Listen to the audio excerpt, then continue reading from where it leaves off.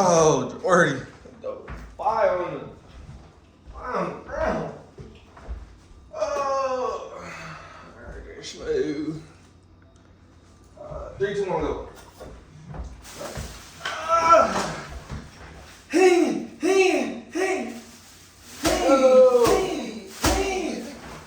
Another episode in the bit. Another podcast. We back in the crib this time. Y'all saw last time we was in the car. This time we back in the crib this time. The original, the place where it all started. So we're gonna go ahead and hop into it, because this is something that's been on everybody's mind. Hot button topic. Honestly, this might be the topic that we talk about for the whole podcast on some shit. That's how interesting it is, and that's how many hearts and minds it sparked controversy in. But we talking about Mr. Charlie Kirk. Charlie Kirk, man. Talking about Charlie Kirk. You don't get no RIP from me, man. Look, you just saying. We got a difference of opinion. That's what we gonna tackle. So, just for a quick recap, overview of the situation. If you don't know, if you've been living under a rock, because this is the only thing that anybody's been talking about for the past 3 days. Charlie Kirk, a leftist advocate, he was a conservative, extremely conservative, had very high profile content, and overall his views were extremely strict and consistent with being conservative and leftist. If you don't know, conservative means people who are more so fond of traditional family values, against abortion, like guns. Radical conservative. Because it's a little bit different. He felt so strongly that he feels that people, right, who don't feel the same way as him as far as his beliefs, like let's say for abortion, should be criminally punished. Right. To the highest executed. Right. Executed. He also said that children, in response to children dying, that there need to be a couple of deaths every year for the Second Amendment to uphold itself, which I don't agree with. Nigga was Thanos. And I don't agree with. So that gives you an idea of what type of person he was. Again, he was a high-profile radical conservative. He's been on multiple mainstream TV shows, broadcasting stations. I believe he had his own networking channel on YouTube. So he was very well known in that community. Well, as far as what happened, he was giving a speech at Utah Valley University. Obviously, by the name, you know it's in Utah. And while he was at the podium, he was sniped from about 150 yards away, I believe, which is no easy task for somebody who doesn't know. Straight to that artery, that motherfucker. Jugular. Right. It was hit center of the neck. I believe the round it was a hunting rifle, so the shooter was cocked, by the way, but it was a hunting rifle, and the round was .338 Lapua.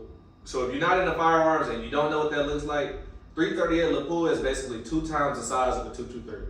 So if you know what a .223 looks like, it's about 2.5 times. It's a rifle bullet. You gotta think about like the trajectory, the power. You feel me? Like that was definitely a trained shot, and I'm not one to, you feel me, like hop on nobody's ride or whatever, but like the aim that you have to, pull that off from the top of a building. And it was a known area. Everybody knew he was gonna be there. Everybody knew it was the center of attention. So he was in the wide open, and obviously he got hit. But the fact that people didn't know where to take it after he got shot because of his public views and the way that he was, strict on the radical, whatever, like, people were on the right about it. People were on the right about it. They thought that it was a good thing that happened, and stuff that he said made it right for him to be publicly executed, basically, like he was saying. And keep in mind too, so a little bit more information about the shooter. He comes from a hunting background, so again, this is Utah, right? There's not too many industrial or extremely industrial cities in Utah. A majority of it is rural areas, so a lot of those families and a lot of sons, young boys, they come up hunting. So that shot is a nasty shot, but for somebody who shoots regularly, if you've been in the military, you've had to qualify, if you've done hunting before, or if you just go to the range regularly, it's not really a tough shot. It's not really a tough shot if you know what you're doing, you have a scope and a round to do it. Like I said, .338 Lapua is about 2.5 times the size of .223. .338 Lapua is to touch shit out that's about 800 yards away. And it's the damage with like that type of that magnitude of ammo. It's the damage. Yeah, it's instant. So like he Could he went for the headshot? Yes, but I feel like what he did was to the degree that you would try to go and assassinate somebody else. No, but I'm just saying, like, just like if JFK was shot point blank. Awesome shit. MLK was shot point blank. The last couple assassinations happened almost happened because of sniping incidents. Trump almost got fucking assassinated a couple times before his election. Those were both sniping incidents. Goddamn, you just had it was a couple more before that, but like just in general, you have to know what you're doing, and it has to be set up for a particular way. Me personally, hold on, let me get this out. Me personally, I think that it was a setup from the jump. Like I think that it was like that whole meeting was a setup because the architecture of the land. I'm an artist, so like I kind of dig into like the architecture of the land, stuff like that. But like it was pointed out like he was blindly in the middle. So I feel like that was literally a setup. I was gonna say I don't think so.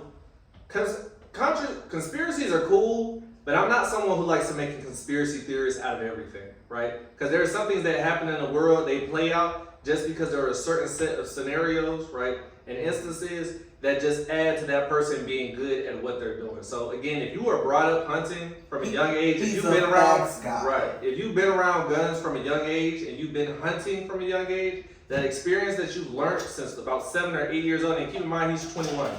So he's been hunting all his life, he's been around firearms all his life, he knows how to sight in a rifle, and he knows how to shoot at long distance. You don't necessarily have to be a secret operative, right, to make that type of shot. Hit any target like so he felt really he didn't like Charlie at all. And keep in mind, he comes from a conservative household, and that's what a lot of people, I think, aren't paying too much attention to. This wasn't a minority. This wasn't a minority. This wasn't somebody of Jewish descent. It wasn't a woman. All of the groups that he targets wasn't him at all. He was a white, conservative male who comes from a very humble background, and his family was a farm. I believe his family were farmers. Mm-hmm. So he has a very rural upbringing. So the exact people, I guess, who side with him, and the majority of his supporters he fits the description of that. So keep that in mind as well. Yeah, he's basically damn near a major supporter. Yeah, and a lot of people try to paint minorities, women, people who are Jewish as the perpetrator of who is behind his assassination attempt and who is behind the assassination as a whole. So it wasn't any of that. He was a white conservative male who didn't agree with any of Charlie Kirk's views. Right. Now, as far as did he deserve to be sniped for his views and his political opinions, what do y'all think?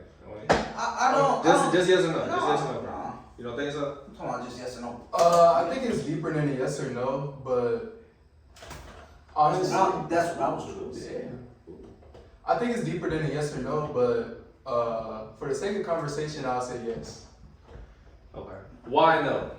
Why no? Because I don't think that anybody, like we said at the beginning of the podcast, I don't think that anybody should be publicly, like, first of all, he has a family, so I just think the background. And they were present. They were right there. Yeah. So no, I really think that they said they actually weren't present. So a little while after. So they might have honestly don't know. They might have bounced in and out. So yeah, I can kind of. I heard that. But them being in the same vicinity, whether they walk in or out of, like just knowing your dad or like your uncle or somebody close to you has just been assassinated at one of his public events that he had a major influence on bringing a lot of people to ask questions for. Right. I feel like that's embarrassing for his name, like as being far passed down. And it's just not. It's like, traumatizing. Yeah, and who? Yeah, because imagine that being your dad. Who? Yeah, and who or would husband. do that? I can't just go shoot everybody that disagrees with me. That's not a good look on me or just the overall scenario because that's my bad judgment. And so let me pick up right after that. Good. So I think that's the issue that I have with a lot of people is you cannot like somebody's opinion. You have all right to say I don't agree with this person and I believe their takes are idiotic. I think that 85%, really I'd say about 89% of the things Charlie Kirk said were extremely under thought out and very low brain. I thought he was a bozo at the end of the day. A lot of his statements just didn't hold up as far as the nuance that is social upbringing, social execution, and just the amount of things that could go wrong, right? Instead of just painting a picture of black and white. Everything is gray in my opinion. Everything is just not as cut clear as, oh, well, this person is black or black households are terrible. You have to look at why they are the way they are. Origin is really important. So when you ignore the origin or something and you only fixate on the focus and the present of what has happened, then you don't really get a good idea of how to prevent something or how to cure something. You can't solve a problem without understanding how it started. You have to go back to patient zero. That doesn't mean that somebody who has a difference in opinion of you needs to be murdered. And honestly, me personally, I think that makes the person less intelligent, right? Or it makes your position look even worse if you have to murder somebody for your point to uphold yourself. To get your corner across, your view should be able to stand by themselves without you threatening bodily harm on somebody or inflicting bodily harm on somebody. And if you can't do that, then your argument probably isn't that sound. That's like when you make a point to somebody and they have no other reaction but to get upset and to start yelling because they know that you bested them mentally. Anything that they can say is being refuted because you have something that they can't disprove. So the fact that they can't disprove it and argue against it, now their result is going to be, well, let me get upset and get loud. Because I don't have anything to combat them word-wise, let me just get upset and hope it watches everything else. And people think that it's rage moments when you're just trying to break down your perspective of the situation. Right. Okay, so now I have to push back and say that I personally do not feel sorry for any white supremacists. I will not protect white supremacy. That's just not something I believe in. You can say it's a differencing of opinion, but I feel when your opinions harm minorities, harm my people, that I can't feel bad for you. That's just, you can say, I'm cold-hearted. You can say that, the kids, his wife and all that. But I think that white nationalism should end. That's not something that should be a part of our country anymore. It's 2025. If you're still thinking that black people are inferior to you just because of our skin color, because of the conditions that we come from, there's something wrong with you. You don't deserve to breathe the same air that I do.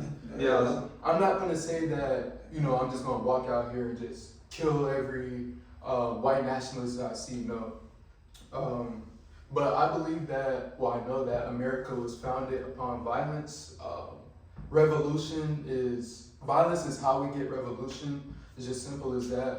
Boston Tea Party, Revolutionary War, Civil War, civil rights, everything. Civil rights. Our people have been nonviolent for too long, and I feel like that it really bothers me that we sympathize with people that would not care about us. People like George Floyd, Tamir Rice getting shot and killed. They're gonna laugh at him. They're gonna post memes about Trayvon Martin and that shit. Yeah. So that's a good point to jump on. So I'll say this. I have no problem with anybody being pro-white as long as it is not discriminatory against black people. And yes, there is a difference because you can be pro-black and a black activist or a black nationalist without being discriminatory towards white people. And the problem that I have is that people think that you cannot support a race without putting the other down. Right. You don't have to put down, discriminate, or bash a race for you to prop one up. If you are pro-white, there's nothing wrong with that. But nothing about black people should be mentioned in your statements about how to better white people. Exactly. And the same vice versa. So do I feel bad for Charlie Kirk? Not really. I really don't. I'm gonna be honest because as a person, no, but like not even as a person. It's more so to me the way it happened. That's the way it happened. I was saying. Like, do I necessarily feel bad for him? No, because a lot of his takes I feel were harmful and extremely underthought out. You but imagine how many death threats he would probably get. Absolutely, but did he deserve it? No. And the reason why I feel this way is because, and this is the point I try to get across to people, is I would rather live in a world, right, where I have the same amount of speech power as a racist than putting somebody in charge to determine who gets to say what or not. Because let's say you put somebody in charge, right, and they silence all white nationalists or all people who are pro-white. That's fine. Power to do That's it. fine. No. That's great. Now imagine when it's the next person's turn to get put in power, and guess what? They're against people who are pro-black. Literally. So now we've set up a system where one. But what I'm saying is, we live in a world now where my say is as much as the white person say across the street. No. No. Listen to what I'm saying. In comparison to 100 years ago, 150 years ago, if you were to make a podcast like we're doing right now, or to make a statement on the side of the street like we're doing, you would be murdered immediately. You wouldn't get the chance to say what you want to. So that's my point. I would rather live in a society where I get to give my point of view, speak my piece without an immediate threat of violence, or at least with the threat of violence coming with no consequence. But the violence is the reason why we've gotten to that point, though. No, that's a fact. But you can't, and it's hard to let go sometimes. When you think about it, It's hard to let go sometimes, but you're not gonna get anywhere, right? Rehashing things because you want revenge. Revenge isn't gonna bring you to a point of equality, and that's what people don't get. I understand. Don't think about the bigger picture. Yeah, and it's hard to turn. It's hard to turn that cheek. It really is. There are a lot of people who say, well, we want our chance to make fun of the white man. We want our chance to enslave the white man. But you're not going to get to a civilized society, a productive society with that mindset. And that's literally only the United States, unfortunately. But when people like this keep putting band-aids over scars, when are we going to actually address the problem that needs to be had? And that's just I feel like just ignoring the problem is the reason why there's still racism, why people think it's okay to say shit on Twitter, say like stuff like this. Like, it doesn't bother me personally, but I know that it affects my people. That's why I have a problem. Yeah, and I tell people that all the time. You don't forget, but you really don't even have to forgive either. You don't forget. You don't have to forgive, but what you do, you don't blame. Especially if it's somebody who hasn't had a hand in being racist or slavery. Right? I cannot blame somebody for something that their ancestors did. I just can't. You don't get anywhere doing that. Now, if that person is actively racist, what should you do, in my opinion? I wouldn't give that person any flack. No type of attention. Don't ignore them. Leave them alone, because how a lot of racists build their platform, and that's what we have to understand as African Americans, is that's what they look for. They make these bold, racially criticizing statements to bring in hate, and that hate brings viewership. Literally. And that viewership is how they fund their platform, how they make money, is based off of the hate and the reaction that they're expecting from the statements that they make. Now, that doesn't mean you let somebody walk over you, right? If it's in person, that's an entirely different thing. Somebody comes up to you, they say what they say, shit, nigga, you knock their jaw in the dirt. But if it's online, I'm a real life person. I'm an in life person. I'm a real life type person. So if it's not somebody that has said anything to me personally, I can't put my hands on them because they're threatening me. Leave it alone. Make your own statements. Don't give them the attention that they're looking for. Because what I'm telling you is people like I can't think of his name. But this is where education comes in. Yeah. Because I'll put up a picture of him right here in his name, but he basically makes a whole bunch of race baiting content.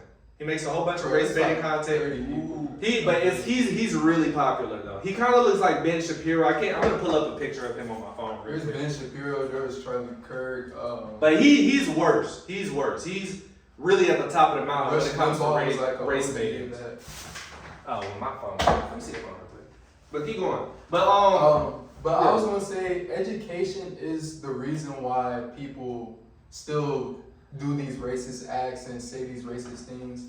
Like, even trolling on Twitter, like, if you really educated yourself, like, you wouldn't be, like, on Twitter talking about black people. Like, why are you so obsessed? And education will move you like, farther. get to some money. Like, I don't know why people are so, like, people in positions of power acting like they're so, like, oppressed and feel certain types of way about a black mom in the hood getting, government assistance, food stamps and stuff like that. But they why are literally you so bothered when they our taxes literally go put to, us like, in a position to do that. Now, that's what I'm saying. Now I will say this. So, as black people, right? There's a certain place that some white people can't come from to judge black people, right? Without understanding, and that's why I brought up the origin of the problem beforehand. Any white person who doesn't want to understand how black people have formed, evolved, and overall performed in this country cannot say anything to me because you're not actually looking for a solution. You just want to blame people for the present problem. I'm a solution-based Yes. person. If you don't want to find out how to stop something or what is the cause of it, not even how to stop it, if you don't even want to understand the cause of it, how the problem came to be in the first place, I can't really take you serious because you're just looking to blame people that are a product of what has been formed by their government. So I can't really take you serious. But as black people, we have to take accountability on certain measures. A victim mindset will not get you anywhere. And people tell me this all the time. Well, Barack Obama was only 50% black, or he didn't do that much for black people. Do you know 200 years ago, if you said, hey, a black person would be president, you would get hung on the spot. Somebody might die. Somebody might die of laughter if you told them that a black person would be president. They might literally die on the spot from laughing if you told them that a black person could become president. The fact that a minority was able to become the leader of the most powerful country in the world at one point says a mouthful. It says a mouthful. You can do anything, no matter the color you are, as long as you have the work ethic, the mindset, and the overall confidence to push yourself there. There should not be an excuse of why you cannot do something. Is it going to be harder? Absolutely. It's going to be harder as a minority than it is a conservative white male, right? Or even a liberal white male to succeed. It's not about right? Because they're the majority. They've held more power in this country opposed to any other race or any other subracial group. They've had the position to succeed more times on average than minorities. But that does not mean you can't succeed as a minority. You just have to work harder. And something that I found is that there are a lot of black people who would rather just blame the government on why they're mediocre instead of working past it. You take big risks. And that's just like food. food. Big reward. That's like food stamps too. Food stamps in Section 8. Are food stamps in Section 8 beneficial? To a degree, right? When it becomes a crutch, that's when it becomes an issue. Because it's been 8 years, 9 years, 10 years, right? And you're still on Section 8. And you're still on food stamps. Right? Same routine on them help. Right. So instead of using it as a boost to put you into position, it's now become a crutch that's handicapped you and has prevented you from accelerating or ascending socially, financially, and overall success-wise. It's supposed to be used as a platform to get you to somewhere higher than your current position. Not to stay and become comfortable with mediocrity. You don't ever want to do that. You don't ever want to get complacent or comfortable with a terrible situation just he's because speaking on most of black people's problems. Like I wouldn't say that's most of black people. Most of black people who are on Section 8 and who have food stamps. I'm not gonna say it depends on what type of they both have excellent points. See, I can see where he's coming from. As far as the Section 8 and having financial aid as being a crutch, but at the same time, he's talking about actual problems on the inside of the household, having moms and dads, domestic violence, kids going to school, getting in trouble. There are generational curses and stuff that has to be broken from the inside, but that all goes with the suppression that they put against us. Yes, it starts with it. Weed, alcohol, as much as everybody love to drink, smoke, get lit and stuff, that's a suppression base because that's going to drill your drive from wanting to become greater. Once you start maintaining a habit of being intoxicated and stuff, you get comfortable with staying like that because you never grow. You're not excelling. Right. So that's the progress, or that was the problem he was talking about as far as being in the household. But as far as the government blaming you, you blaming the government for not getting more, they don't have to give you anything. You have to work towards anything you're going to get to regardless. No, hold on. That's not necessarily true. No. That's not. You're going to have to work regardless. That you're going to have to work, but the reason the government is set in place by the people to take care of the people. Right. The reason why we pay taxes, the reason why they tax everything is because that finance is supposed to be used for infrastructure. public services, Right. and public health care. We don't work for the government. The government works for us. Yeah, and if the they government work for doesn't do that, But- then you overthrow the government. Yeah, And that's how the revolution of America, the Revolutionary War, that's how that was started. That's how it's finna go now, because you see how fast the government is collapsing. We haven't seen President Trump in a long time. It's been controversy about war being sparked out. I'm not even gonna jump too far off the topic with that, but just the whole situation as far as you coming up, you're gonna have to work for it You're regardless. gonna have to. So as much money as you're going to make, whether you're an investor, real estate, fast food, you're going to have to come up regardless. So blaming the government for not properly taking care of you, you can do that, but you're going to have to work for it regardless. That's just my opinion. That's true. You're gonna have to. It's going to be hard. Nobody is arguing that it's harder to be a black man in this country than it is a white man. But that cannot be the excuse for you never succeeding. If you never succeed, if every venture that you have fails and you're blaming it on white supremacy, I'm sorry to tell you, but you're just trash. You are. You have to work harder. You have to. Because if it's hard worker, but you're making it out, so you gotta understand. You're making the difference that you see that people don't understand. There are more black millionaires today than there have ever been. Today, within the last 100 years, within the last 50 years, let me say that, within the last 50 years, there have been more black millionaires than there have ever been in the world. Ever. So there is no excuse. If a black man can become president, if you have black billionaires, Oprah Winfrey, who grew up with nothing. All black people, bro. You said what? They don't represent the bottom line of black people. But this is my LeBron. They don't represent. But this is my point though. It's where they came from. Am I saying every person who tries is going to be a millionaire? No. But if a black man, if a black woman who was raised in Chicago who had nothing, from the bottom, right? If LeBron James, even though he had God-gifted talent, right? But 100 years ago, that wouldn't have mattered. He would have never been a billionaire. LeBron James would have never been a billionaire 100 years ago. Right out of high school too, they probably would have killed you. So what I'm saying is, the message I'm trying to get across is it tough? Yes, but it is possible no matter the race that you are. You just have to want it bad enough. And people will disagree with me and say, well, no matter what I do, because I'm black, I can't be successful. And I just don't agree with it. I don't agree. That's what we take. Disagree, but I feel like he's coming from a whole nother side. We look at rappers and entertainers, like, that's like, what about the people, like the billionaires that have started companies and people who have got put on, like, the white people who put their people on, like, people who just rap and entertain people for fun, like, that's, I don't know, that's not good. I ain't gonna lie, the scenario you just brought up, the only two people that, like, this is just my research, my knowledge. Those are good examples. It's ridiculous. I think remember the movie Ridiculousness? This nigga Rob Dyrdek, or not the movie, but the show, Rob Dyrdek had Stilo Grim come out. He had the show Fear Factor. He had a big dude. He had Chanel West Coast. He had a whole bunch of people that he brought up from his knowing. So having what he said add up to how famous you're gonna get. If you work hard enough, you're gonna get to it. Honestly, they got there. What he's saying is that relates to nepotism. And yes, that's true. But you have to keep in mind, and again, you and I both know, the foundation of this country was with white people in power.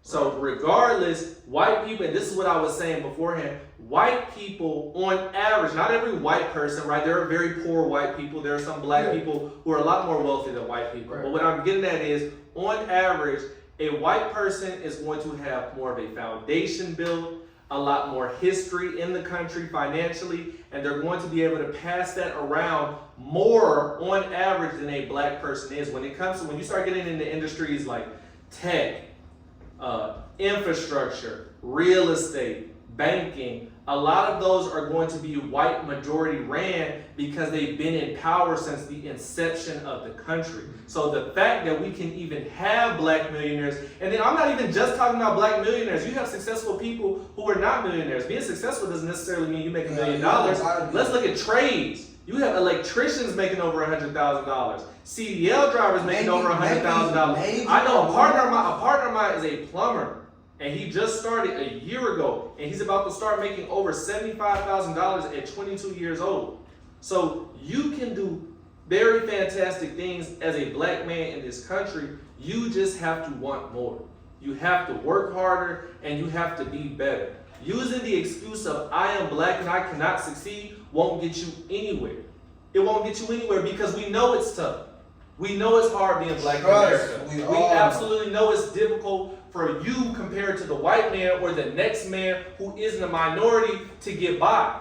But you have to want it because we have cases of that. We have cases of people who were nothing and they become black billionaires. We have cases of people who have become nothing and turn themselves into black millionaires. We have people who never thought about being into politics. And again, you have somebody who is a minority who is the most powerful leader in the world at one time, and he was a black man.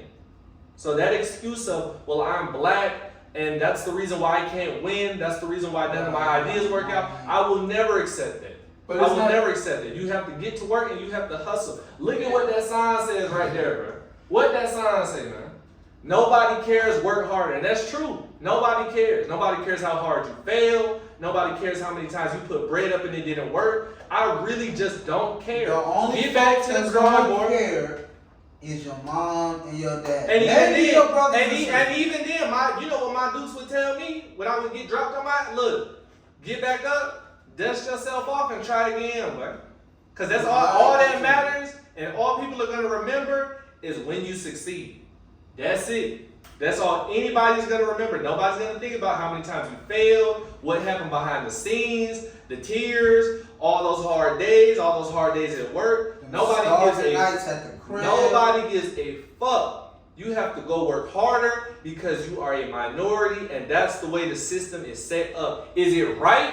No, it's not fair. It's not right that you have to work twice or 3 times as hard as the majority, but that's the way it is. So instead of crying and complaining all day about how you wish it were different, you have the ability to change that by setting up a financial foundation for yourself, expanding that, and like Jordy said, when you get in a position, putting other black people on, having our own nepotism, putting more black people in a position to succeed and a position of power. Because I can tell you like this, the only way the system is going to change is when you have more people a part of the system.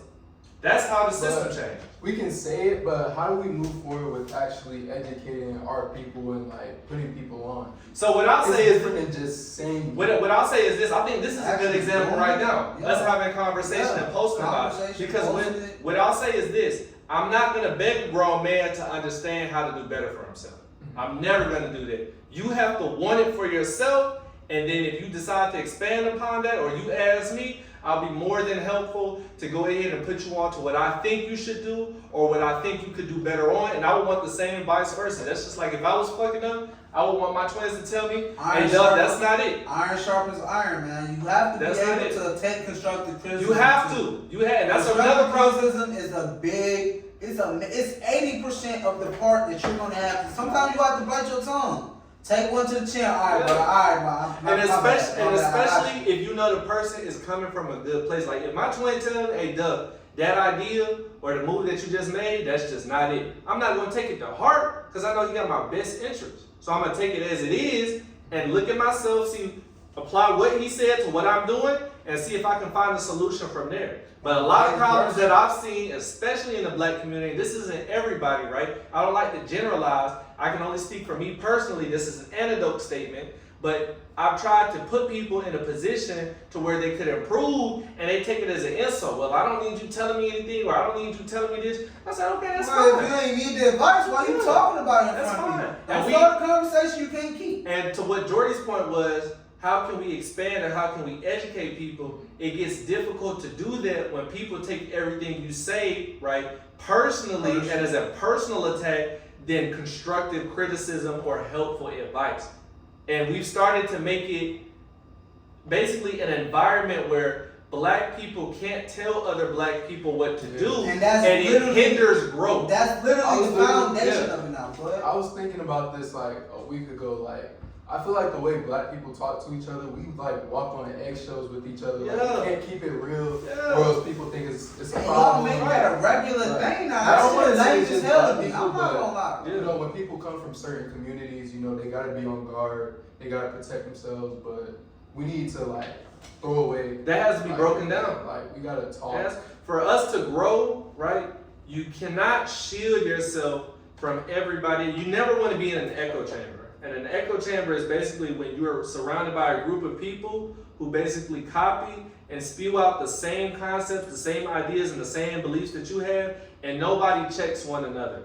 And the reason why that's such a terrible thing is because let's say we're in an echo chamber, right? And I bring up a terrible idea, and they agree and support the idea. We're all fucked up. So instead of somebody coming out and saying, this is obviously a horrible idea, it's only being supported.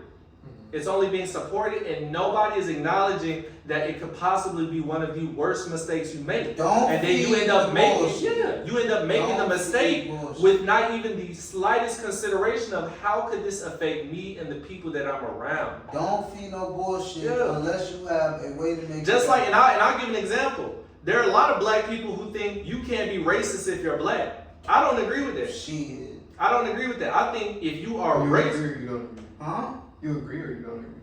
But I'm like 50-50. I'm kind of 50-50. I'm racist at times. Like I have my moments where I say some shit, but you know that's just on the side as like a joke. I'm not gonna be publicly racist and go out there. But that's my point. You can be racist though, because racism is just discriminating against somebody because of race. That's discrimination. That's not racist. No, that is racist. The definition.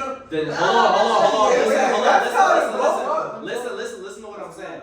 Racism is a type of discrimination. The definition of racism is to discriminate or to make discriminatory remarks solely because of somebody's race. If I go up to Jalen and I say, Jalen, I am not hiring you because you're black, that is a racist statement because I'm discriminating against him because he's black. Now, are black people more affected by racism than white people? Yes, black people have suffered more at the cost of racism than white people. But if I go into an all-white boys school and I shoot up every kid in there and I say it's because I didn't like those white fucks, that's a hate crime. See, the way I've seen that's a hate crime. It is because that's a hate crime. Racism is a systemic act. Racism and discrimination and bigotry are three different things. Yes, they interchange, but racism is the belief that you are superior to another person just by color of their skin, culture, and things like that. I think discrimination and racism should be separated, and by definition, I'm pretty sure they are separated, which I think a lot of us are prejudiced. Some of us may be racist, and some of us may be bigots, but there's different categories when it comes to that. So I'll say this. This will forever be my point. Semantics, yeah, it is. Because at the end of the day, right? Well, You lucky I'm in this tire, man. Oh, yeah. No, but at the end of the day, does systemic racism exist? Yes. But what I don't understand is how people get the two confused. Is systemic racism a form of racism? Yes. Is all racism systemic racism? No. And how you know that is because it's called systemic racism and not just racism. But racism is inherently systemic from the start. Who y'all got on this Canelo and Carter?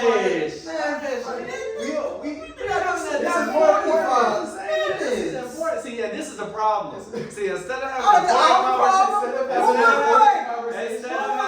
important conversation about the black community, we want to drink and look at boxing. We just want to let the white man walk over us while we're drinking and boxing. I would like to. But this is important. This is important though. This is where this is. And I've been supporting both sides. Okay, what the fuck are y'all talking about this? Y'all over here arguing, don't know what y'all arguing about. We're debating, bro. Again, that's part of the issue. My opinion is this. Systemic racism is a form of racism. Again, because can we bring out a definition though?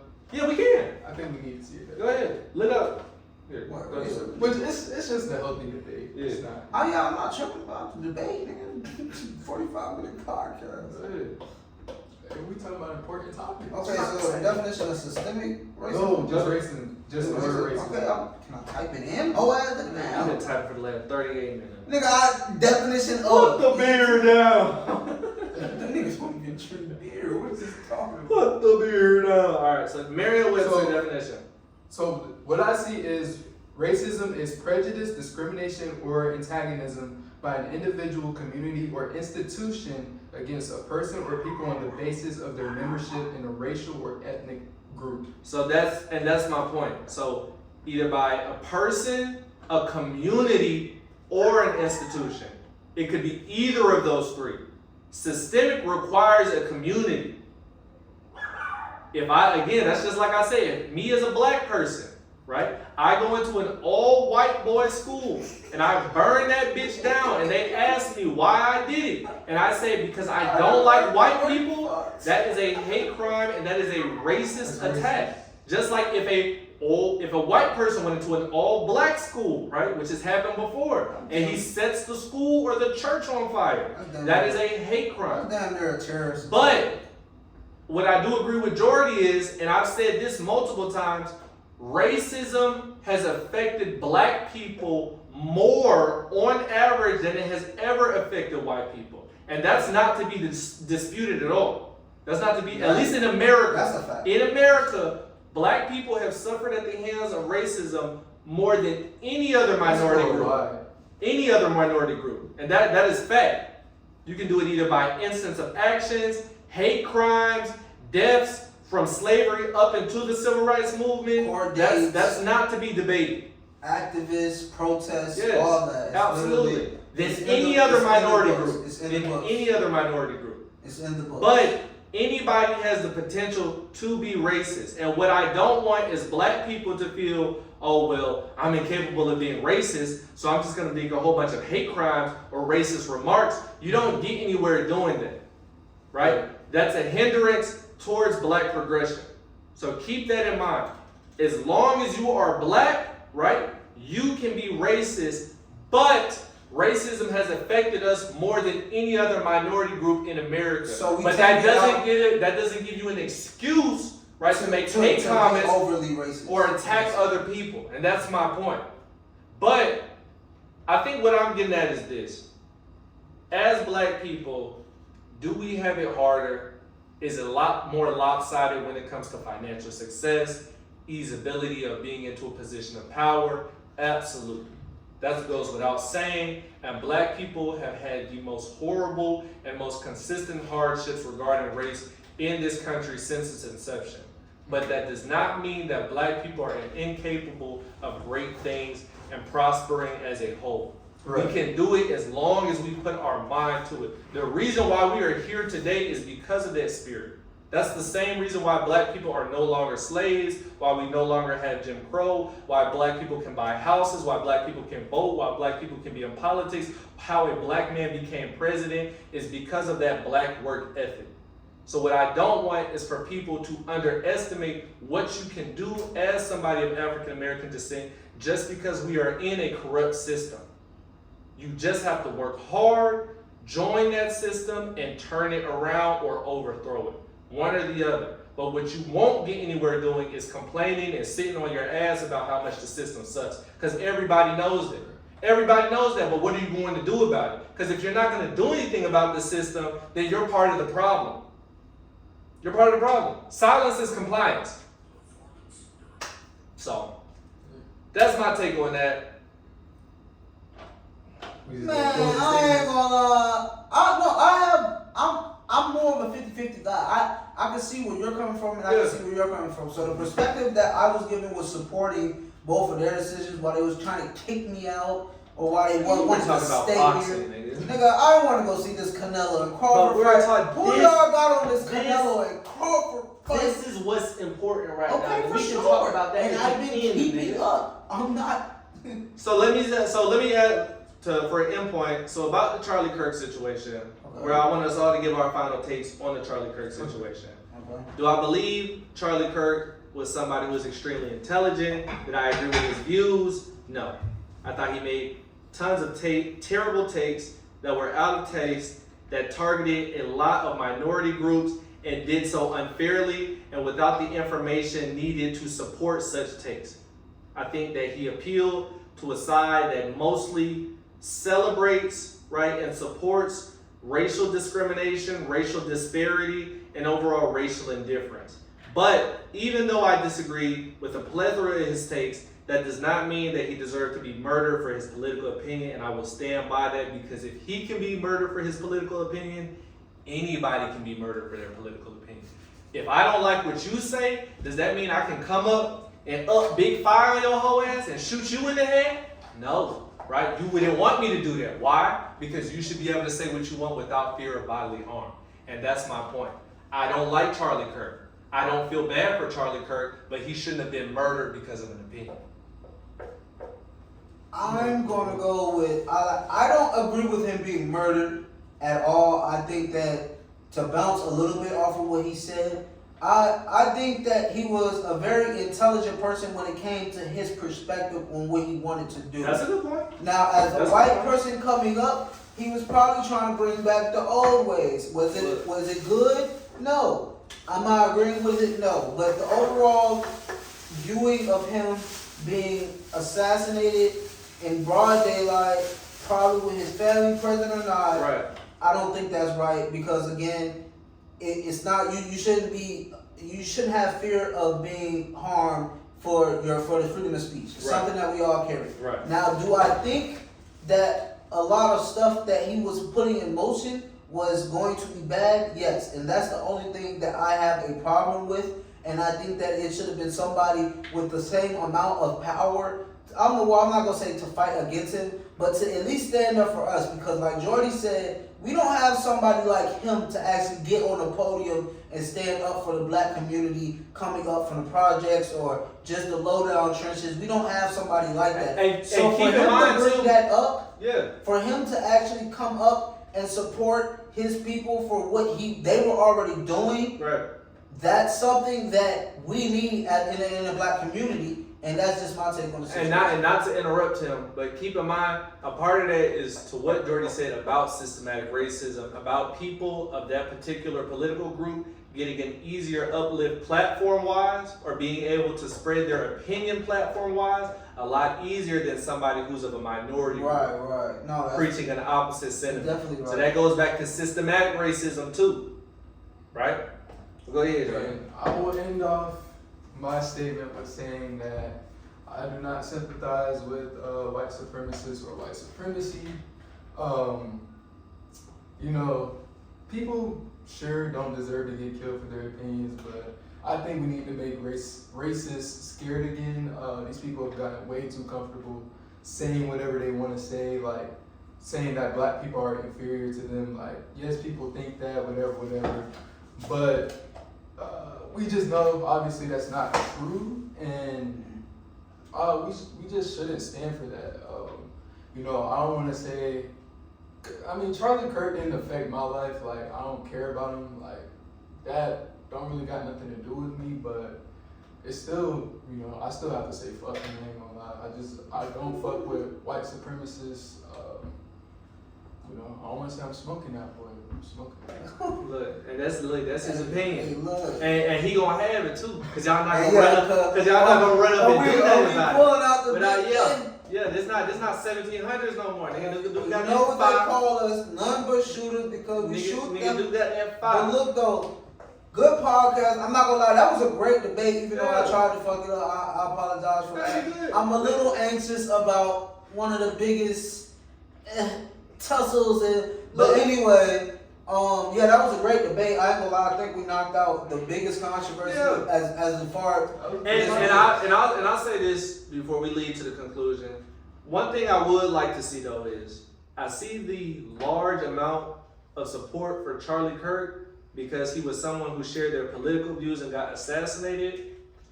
Next time I see a black figure who is unalived unjustly by police, brutality, or other means, I would like to see the same support that I am seeing for Charlie Kirk. Because if you all are not white supremacists, right, and you all are supporting him because of his strong political beliefs and because you felt like he was a brave patriot, then it's not race-based. It's something wrong. It's not race-based. So a black man or woman who has very strong political beliefs and is using his First Amendment, or her, I would like to see a similar show of support. Because I know I'm not going to see it, but I'm going to call it out when it happens, because I've seen a lot of black figures, or not even just black political figures, but people who are African American who were unjustly murdered, and the outcry for them was not nearly as loud as Charlie Kirk. Good or bad, right? It's all getting posted. It's all getting noticed in the world, regardless of if it's rage bait, regardless if it's support, so regardless if it's hate. You're putting that energy out there, so it has to be done for the minorities or anybody else small that's coming up. That's just equally as right. If you're not a white supremacist, now, if you're a white supremacist, you're not gonna do that, right? Because that's not in your best interest, right? Your interest is to support white people and people who uplift white people only. So that would make sense. But there are a lot of people who claim they aren't white supremacists. So I would just like to see the same amount of support for a patriot who voiced his opinions, no matter the race. Now, I got $100 on Canelo Alvarez, and I hope I make my money. If I don't, y'all will see 3 or 4 podcasts in 1 week to win my $100 back. Yes. Yes, sir. Another episode of Number Shooters, man. Gonna be coming real soon, but we are going to be getting. I'm going to make sure I get this episode out today. I'm literally going to put this on the SD card and upload this bit today. But appreciate y'all boys. This was a good topic. Fucking burn. NBS, my boy. Jalen Jordan. With a job. But we'll catch y'all in the next video, y'all. Black power. Nah, stop.